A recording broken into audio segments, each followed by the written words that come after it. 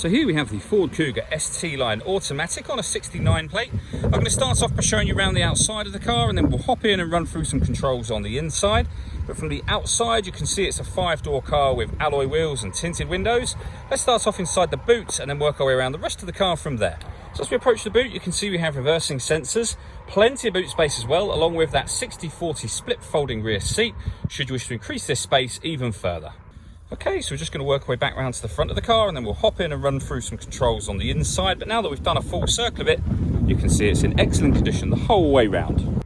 Just briefly before we climb in, I think it's well worth seeing the interior from this exterior point of view. There's plenty to run through on the dashboard, so let's hop in and we'll do that now. We're going to start with the dials. On the left-hand side, we have the rev counter, and on the right-hand side, we have the speedometer. Over in the middle at the bottom, you can see the fuel gauge and coolant temperature gauges. Above that, we have a few bits of information, starting with the total miles of the car, which are 9,116. To the right-hand side of that, it will show you what gear the car is in. As it's an automatic, it's showing that we're in P for park at the moment. And then above that, we currently have a digital readout for the speedometer being highlighted. But there are other bits of trip computer and fuel economy information you can have available, including these four all at the same time, and then back round to the speedometer again. If we back out to the steering wheel, the buttons I was using just a moment ago are here, beneath which we've got cruise control and speed limiter. Over on the right-hand side, we've got stereo controls and phone controls, including voice activation for your phone in the middle there.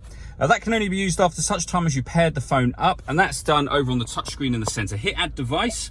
Search for your vehicle on your device and select it once it is found. And then just follow those instructions on screen from there. So we've got satellite navigation. As you can see, there's a full video that shows exactly how this works on both our website and also on our YouTube channel as well. When it comes to music in this car, we've got a few ways of listening to that. So AM, FM and DAB radio. We have a CD player. You can stream your music wirelessly via Bluetooth audio as well. So once you paired up your phone, not only can you make and receive phone calls, you can also listen to your music as well. We have the main volume for the stereo just there. And then we have dual zone climate control. So you can adjust the passenger and driver temperatures, the fan speed up and down from here. You can determine where you'd like the air to be distributed.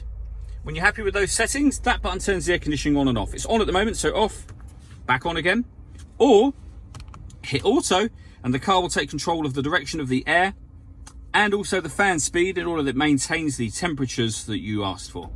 You can override that simply by readjusting the fans at any point in time to whatever level you want them on.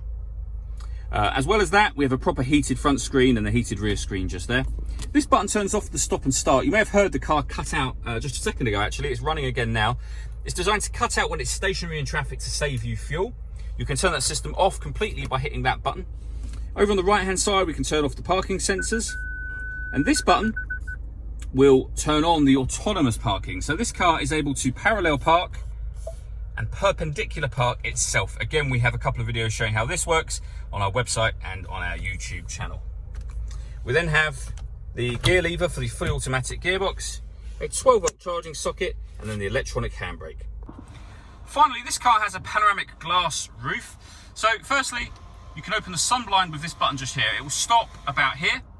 Press it again, and it will open to the back of the rear seat. So you can leave it like that. Obviously, that lets in a huge amount of extra light into the cabin area.